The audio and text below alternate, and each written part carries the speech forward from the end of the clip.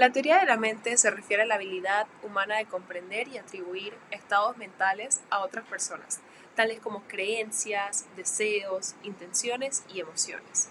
Es decir, la capacidad de entender que otros individuos tienen una mente con pensamientos y emociones propias que influyen en su comportamiento y toma de decisiones. Esta habilidad es fundamental para la interacción social, ya que le permite entender el comportamiento de los demás y anticipar sus acciones, lo que facilita la comunicación efectiva y las relaciones interpersonales exitosas. La teoría de la mente también es crucial para la empatía, ya que nos permite entender cómo se sienten los demás y, además, responder de manera adecuada a sus emociones. Ya hablamos Ya hablamos de qué es la teoría de la mente. Ahora pasemos a hablar cómo se desarrolla esta teoría. La teoría de la mente comienza a desarrollarse en la infancia temprana, a medida que los niños aprenden a entender sus propios pensamientos o sus propios estados mentales y a darse cuenta de que otros también tienen su propia mente. El desarrollo de la teoría de la mente es un proceso gradual que continúa hasta la adolescencia y se ve influido por factores como la exposición a diferentes situaciones sociales, la calidad de las relaciones familiares y la educación recibida. La teoría de la mente comienza a desarrollarse en la infancia temprana, en torno a los 2 a 3 años, y continúa evolucionando hasta la adolescencia. Durante este tiempo, los niños adquieren gradualmente una mayor comprensión de los estados mentales y emociones de los demás, lo que les permite interactuar de manera más efectiva y desarrollar relaciones interpersonales saludables. A continuación, describiremos las etapas principales del desarrollo de la teoría de la mente. En la primera etapa, la comprensión de estados físicos y sensoriales. Esto se da de los 2 a 3 años. Los niños comienzan a entender que las personas tienen un cuerpo y sentidos propios y que los estímulos externos pueden afectarlos. En la segunda etapa se da entre los 3 a 4 años. Empiezan a comprender que otros tienen deseos y necesidades propias. Comienzan a entender que las personas tienen deseos y necesidades propias como hambre o sed y que pueden pedir ayuda y expresar frustración cuando no se sienten o cuando no se satisfacen sus necesidades. En la tercera etapa comprenden las emociones de los demás. Esta se da de los 4 a 5 años. Los niños comienzan a entender que las personas pueden tener emociones propias y que estas emociones pueden ser causadas por eventos externos o internos. También comienzan a reconocer que las personas pueden ocultar sus emociones o fingir emociones diferentes a las que realmente sienten. En la cuarta etapa, se da entre los 5 y 7 años, empiezan a comprender las creencias de los demás. Los niños comienzan a entender que las personas tienen creencias y pensamientos propios y que estas creencias pueden influir en su comportamiento y decisiones. También comienzan a entender que las creencias pueden ser falsas o erróneas. En la quinta y última etapa, entre los 7 y 12 años, se empieza a comprender la perspectiva de los demás. Los niños comienzan a entender que las personas pueden tener perspectivas y puntos de vista diferentes y que estas perspectivas pueden ser influenciadas por factores como la experiencia, la educación y la cultura.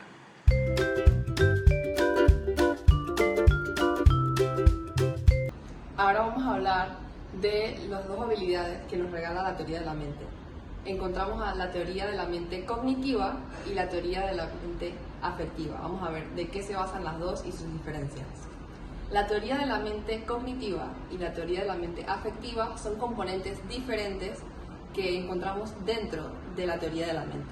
La teoría de la mente cognitiva se refiere a la capacidad de comprender y predecir el comportamiento de los demás a través del procesamiento de la información, mientras que la teoría de la mente afectiva se refiere a la capacidad que tenemos de comprender y predecir las emociones de los demás.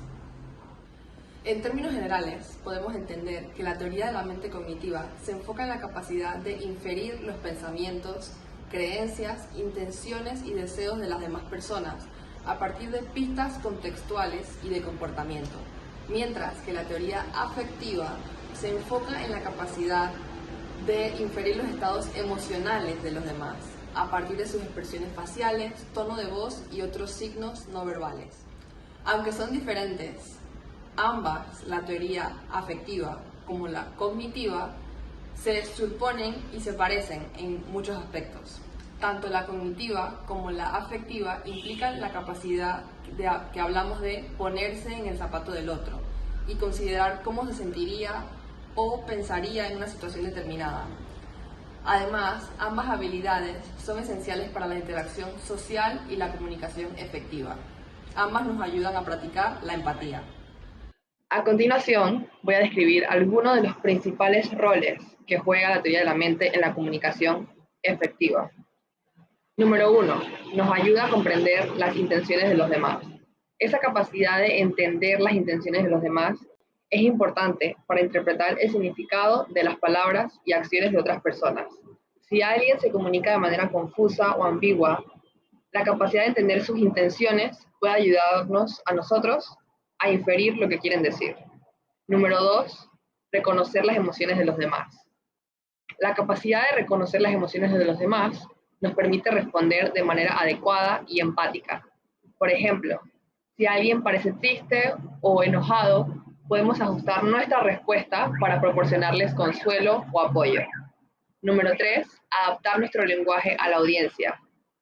Esta capacidad que nos regala la teoría de la mente de entender la perspectiva de otra persona también nos permite adaptar nuestro lenguaje y estilo de comunicación para que sea más efectivo.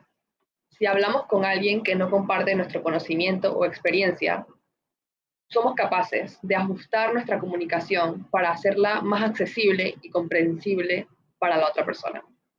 Número 4. Resolver conflictos. La capacidad de entender la perspectiva de la otra persona también es importante para, por supuesto, resolver conflictos, practicar la solución de problemas. Si podemos entender por qué alguien se siente de cierta manera o piensa de cierta manera, podemos encontrar soluciones que satisfagan sus necesidades y las nuestras. Y número 5, desarrollar relaciones saludables. La teoría de la mente también se habilita para desarrollar relaciones interpersonales saludables. Si podemos entender los pensamientos y las emociones de los demás, podemos entonces desarrollar mayor empatía, mayor conexión con los demás y compasión hacia ellos, lo que a su vez puede mejorar nuestra vida social.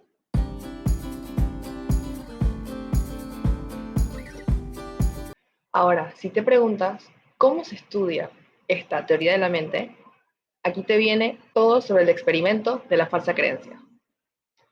El test de la falsa creencia es el método que busca averiguar si el niño ha desarrollado la teoría de la mente. Esta se puede dar de manera correcta si posee la capacidad de diferenciar los propios conocimientos sobre el entorno de lo que otra persona cree de este. La mayoría de los estudios de la teoría de la mente se realizan con niños pequeños y bebés. La teoría de la creencia falsa permite a los investigadores distinguir sin ambigüedades entre la creencia verdadera del niño y la conciencia del niño de la creencia diferente, falsa, de otra persona. Las tareas del primer orden sobre las falsas creencias evalúan la comprensión de que es posible mantener falsas creencias sobre hechos reales en el mundo. Los experimentadores les piden a los niños que predigan la percepción de otro niño sobre el contenido de una caja que parece contener un caramelo llamado Smarties, que en realidad incluye un lápiz. En las tareas de segundo orden de falsas creencias se requiere que el niño determine lo que piensa un personaje en un escenario ilustrado con respecto a las creencias de otro personaje. Por ejemplo, un personaje deja un objeto en una ubicación y mientras está afuera de la habitación, el objeto se transfiere a una nueva habitación. Pasar esta tarea demuestra la comprensión de que es posible tener una creencia falsa sobre la creencia de otra persona. Simon Baron-Cohen, en 1985, utilizó la tarea de Sally Ann para investigar si los niños autistas podían entender las creencias falsas. El niño que está siendo examinado se sienta sobre una mesa en la que dos muñecas, Ann y Sally, están colocadas frente a recipientes con tapa, una caja y una canasta. El experimentador representa un escenario con las muñecas. En esta tarea, Sally primero coloca una canica en una canasta y luego abandona la escena. Ann entonces entra, saca la canica de la canasta y coloca esta canica en una caja cerrada, o sea, en otra caja.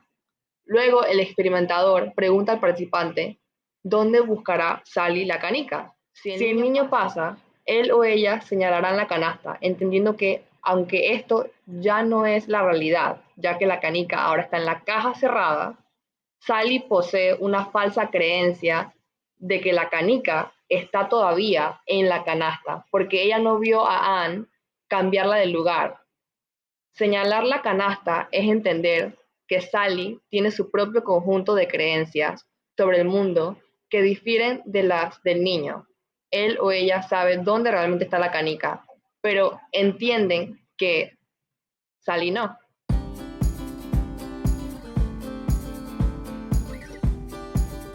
Las neurociencias detrás de la teoría de la mente.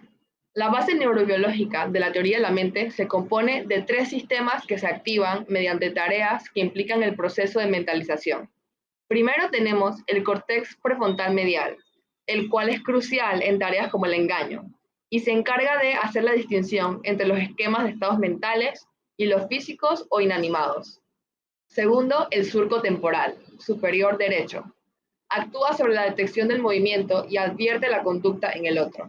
Finalmente, el polo temporal se encarga de dar paso y acceder a la experiencia pasada, dotando de significado emocional y semántico el conjunto de símbolos presentados, valiéndose del conocimiento social. En conclusión, la teoría de la mente es un conjunto de procesos de mentalización que actúan sobre la comprensión, cognición e intencionalidad de la persona, manifestándose en la empatía cognitiva y falsas creencias.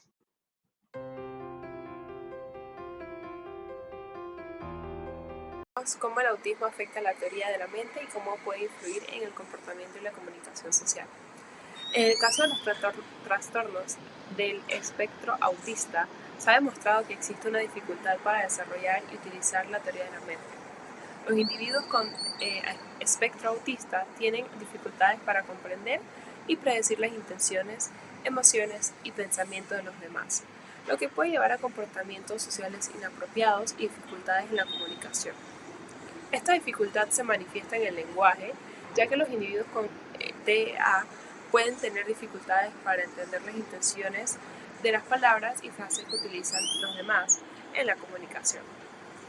También pueden tener dificultades para entender las emociones y estados mentales de los demás, lo que puede llevar a una falta de empatía y una comunicación social deficiente. Además, los individuos con TEA pueden tener dificultades para comprender el lenguaje figurativo, como las metáforas y los proverbios, que se basan en la teoría de la mente para su comprensión. Esto puede llevar a una comprensión literal de la comunicación, lo que puede llevar a malentendidos y una comunicación social deficiente. Además del trastorno del espectro autista, otras condiciones mentales que pueden afectar la teoría de la mente pueden ser esquizofrenia.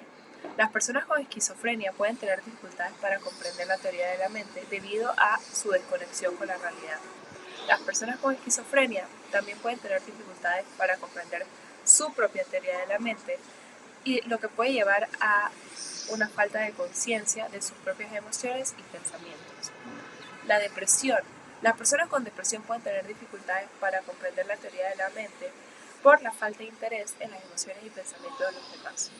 Otros trastornos en los que la teoría de la mente se ven afectadas pueden ser la ansiedad social, la anorexia nerviosa, los niños con TDAH y el trastorno bipolar.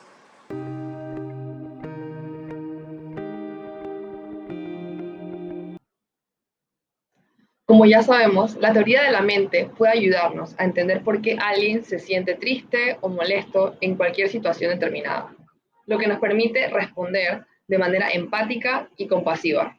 También puede ayudarnos a entender las motivaciones y perspectivas de otras personas, lo que nos permite construir relaciones más sólidas y duraderas. En la vida cotidiana, la teoría de la mente puede influir en cómo nos comunicamos. Si no entendemos las emociones o pensamientos de los demás, podemos tener dificultades para comunicar nuestros propios pensamientos y sentimientos de maneras efectivas. Por lo tanto, el desarrollo de la teoría de la mente es importante para mejorar nuestra capacidad para comunicarnos y comprender a los demás en diferentes contextos. La teoría de la mente, al ser una habilidad importante, necesaria para el desarrollo social y emocional de las personas, así también en el área educativa, en los estudiantes. Por lo tanto, el sistema educativo puede utilizar las teorías de la mente para fomentar el desarrollo social y emocional de los estudiantes. Aquí te damos algunas formas en que el sistema educativo puede utilizar esta teoría de la mente. Número 1, enseñando de forma explícita la teoría de la mente. El sistema educativo puede enseñar explícitamente esta teoría a través de programas de educación social y emocional que incluyen lecciones sobre esa teoría, capacitaciones, charlas psicoeducativas, orientación. Estas lecciones pueden ayudar a los estudiantes a entender cómo las personas piensan, sienten y desarrollan habilidades de empatía y comprensión. Número 2, fomentar la empatía. El sistema educativo puede fomentar la empatía a través de actividades y proyectos que ayuden a los estudiantes a través de convivencias. Por ejemplo, los estudiantes pueden realizar proyectos en los que tengan que ponerse en el lugar de alguien más y pensar cómo se siente esa persona. Pueden practicar tareas como dramatizaciones, tal vez. Número 3, desarrollar habilidades de comunicación efectiva. La comunicación efectiva es fundamental para la resolución de conflictos y el desarrollo de relaciones saludables. El sistema educativo puede ayudar a los estudiantes a desarrollar habilidades de comunicación efectiva a través de habilidades, juegos, charlas, ferias. Así desarrollan entre actividades la comprensión de los puntos de vista de los demás y una expresión clara. Creo que dentro de la escuela te puedes meter al club de debate y así lo practicas. Número 4, fomentar la resolución de conflictos. La resolución de conflictos es una habilidad importante para el éxito en la vida, en todos los ámbitos. El sistema educativo puede fomentar la resolución de conflictos a través de programas y actividades que ayudan a los estudiantes a identificar un problema, considerar todas las variables y encontrar soluciones que satisfagan todas las partes. Y número 5, fomentar la colaboración y el trabajo en equipo. La colaboración y el trabajo en equipo la encontrarás en todos los ámbitos de tu vida. El sistema educativo puede fomentar esta colaboración a través de tareas en grupo, macroproyectos que puedan realizar juntos como equipo para lograr una meta en común. Estas habilidades son fundamentales para el éxito en la vida y pueden ayudarte a ti como estudiante a desarrollar relaciones saludables y significativas.